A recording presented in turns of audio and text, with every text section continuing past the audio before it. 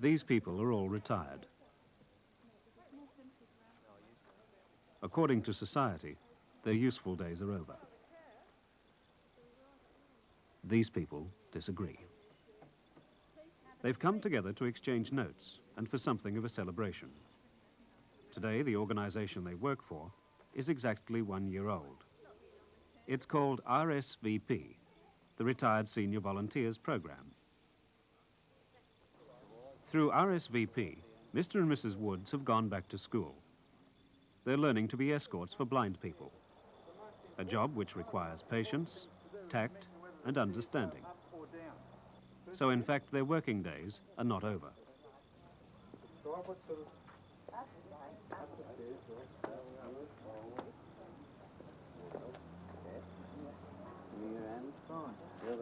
Most important to help these people orientate themselves tactually. Excellent. One step past. We're talking about an animal that's worth approximately $5,000, so their training has to be maintained.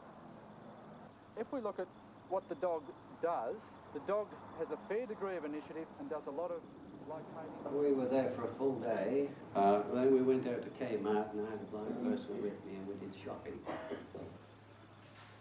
We had a real good day. We had turkeys and we had ice creams.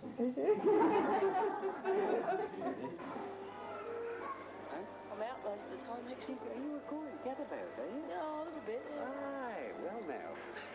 Did you find it difficult to get to know the girl around the No, shopping? no, it was she was very good.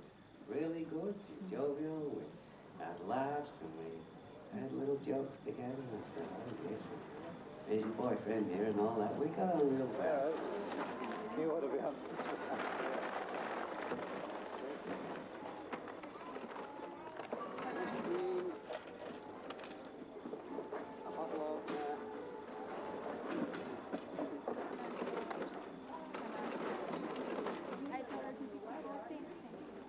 There's one thing that you have to be very careful of, though, and I've nearly tripped up on it, that you have to be careful what you say, in as much as to say, I was looking for a certain article, and I said, oh, it's over there, can you see it? I nearly said it. See, that's the thing you've got to be very careful of. You have to be, it's not easy, it's got to be thinking all the time.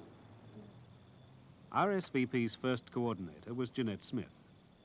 The coordinator's role is to seek out worthwhile jobs and then look for retired people to do them. That can involve letterboxing entire suburbs, as R.S.V.P is not yet well known. After its first year, there were more than 50 people on the books and 3 times that many jobs waiting to be filled. The jobs are unpaid and most involve helping others.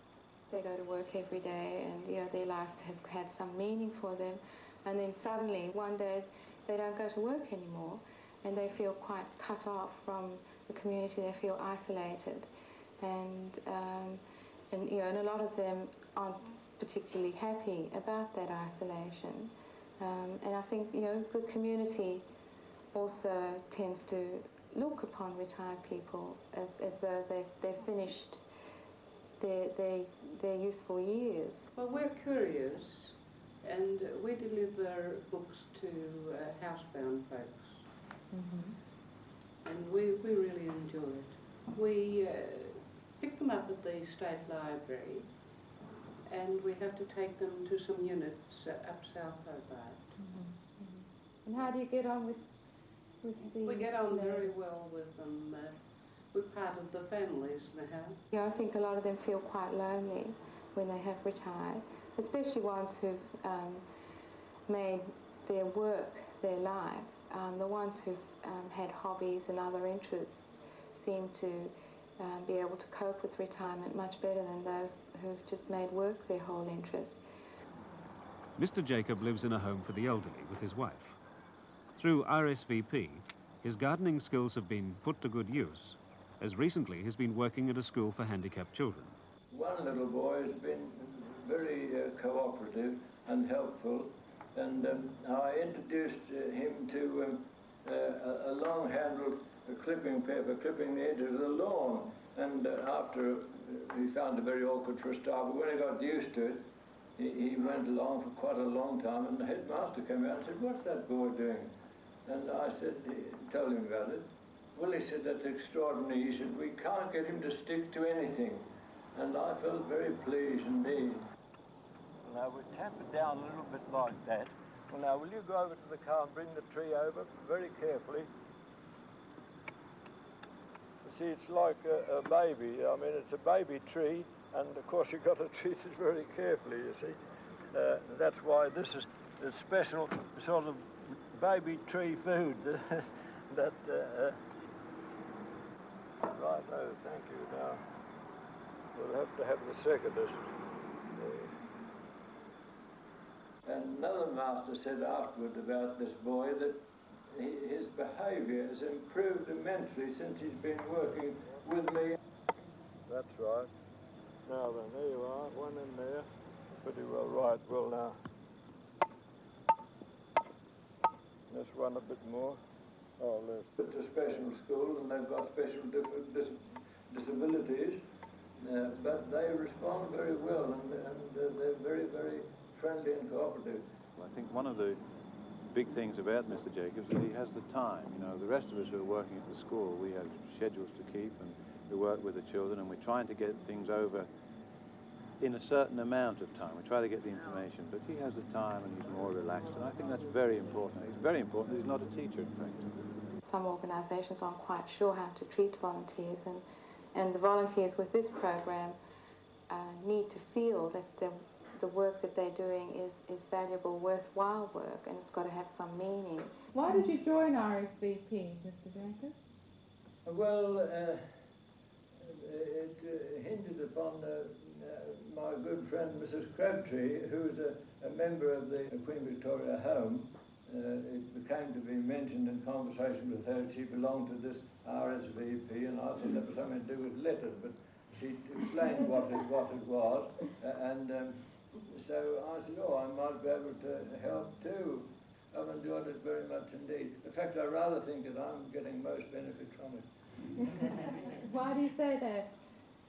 Well, I say that because it's my philosophy of life that you get happiness by not seeking it, but by doing things for other people. Why did you decide to join R.S.V.P? Oh, well, I was looking for friendship. Yeah. I haven't been in Tasmania long. Let me see, we're 12 months old, so I'd been here about 9 months when you came to Bathurst Street Club and asked for volunteers. But it's turned out that I just go visiting people who can't get out much. Do you think you've made friends through this? Well, yes, I was quite staggered when I came in this morning and saw Mr. Wood here, and he introduced me to his wife. I'd met him lots of time before. Now, that sounds stupid. I'll explain afterwards, Mrs. Wood. And then Mr. and Mrs. Pierce here I've met before through the CWA. Right, and what have you been doing, Mr. Beacon? I feel very sorry for our chairman because I think she got the hardest nut in the world to crack. Why do you say that? Why do you say that? Because I should never fit in. Now, wherever I've been to, they get on my back about join this club, join that club. I think, personally, all what I intend to do has been done.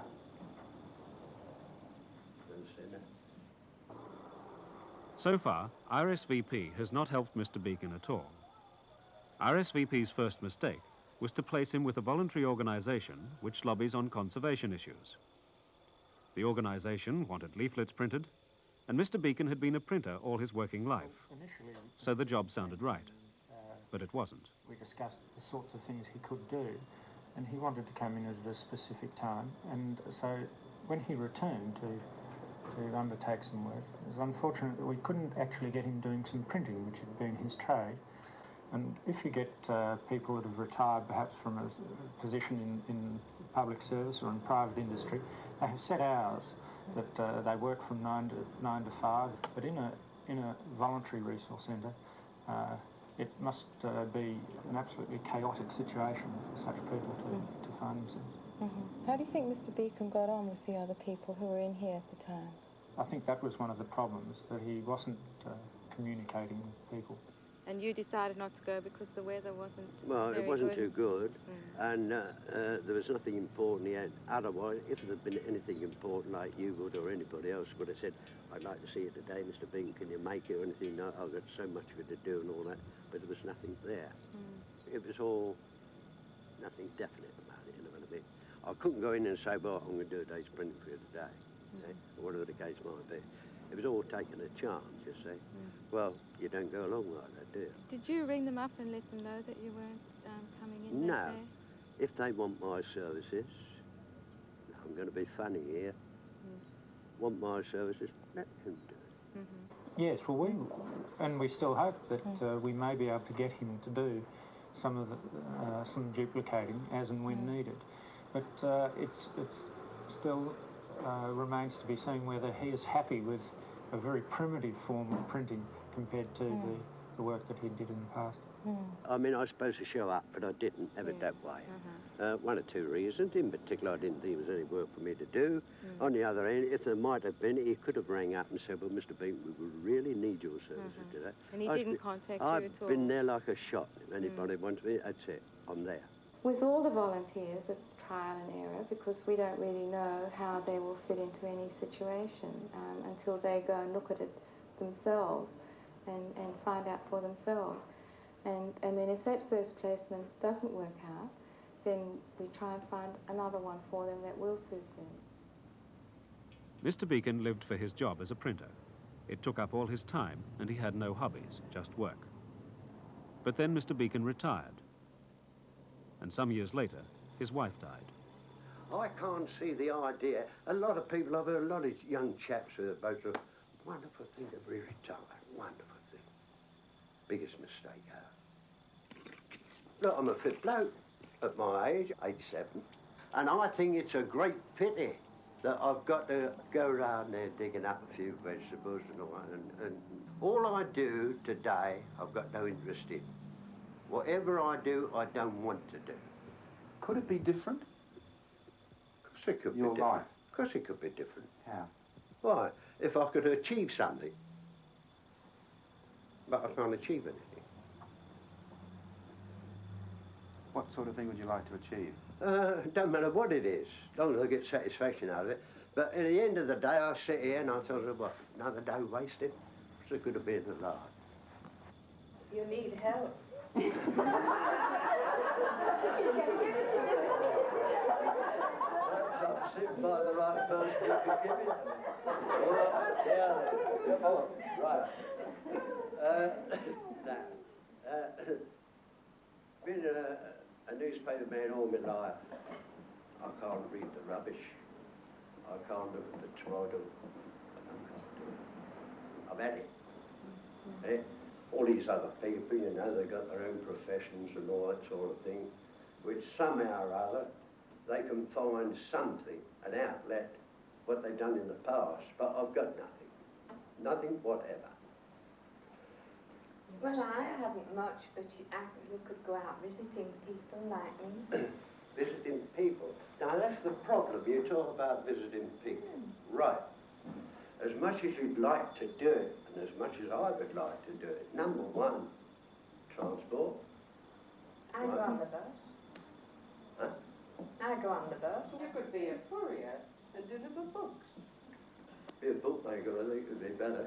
That's something in the nature, if I might be pardoned for saying so, of a self-condemnation to say that you're one of these people that want everything done for you. I'm amazed, sir, that you should admit to that. Well, unfortunately, that is the trouble. What we exist for is doing things for I don't think it'll fit them. You couldn't make a mistake if you delivered books. Take books to people who badly Would need they them. supply me a car to deliver No, books? they don't supply us with one, but the buses run regularly. Oh, I can't be. We deliver books to housebound ladies, Mrs. Edge and Mrs. Pamplin. I'll go to one of them today and Tommy the other, and then we'll reverse. You see, I'll go to the other one and say Tommy to Mrs. Edge. I brought the photos up of our baby, you know, that I promised to show you. Yes. The ones we had taken up at Ross. Oh, yes. That's Tommy and I and Catherine. Okay, and you're going on your tour. You've got something to look forward to.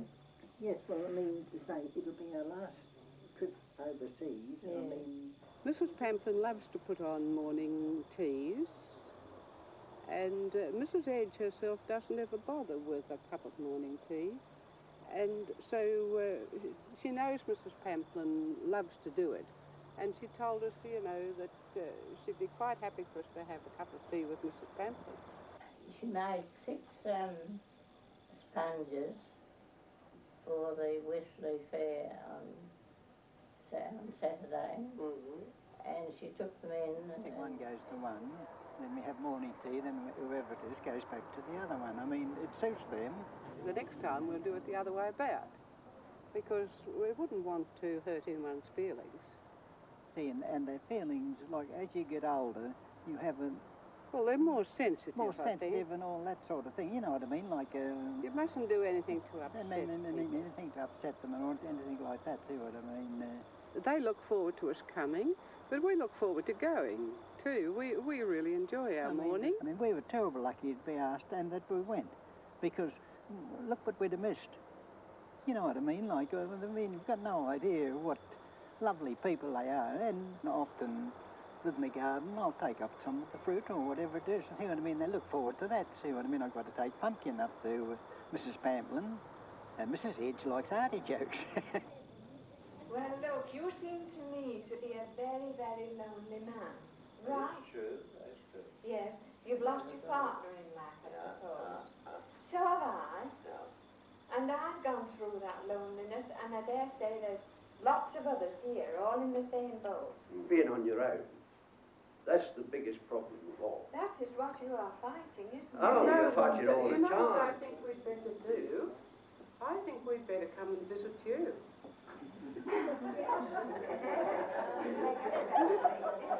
Cried out for help. I think that'd be a very good idea. We'll all go and visit you. I haven't had a happy day, for the past 6 years. I shall never have another happy day. And you enjoy not being happy. No.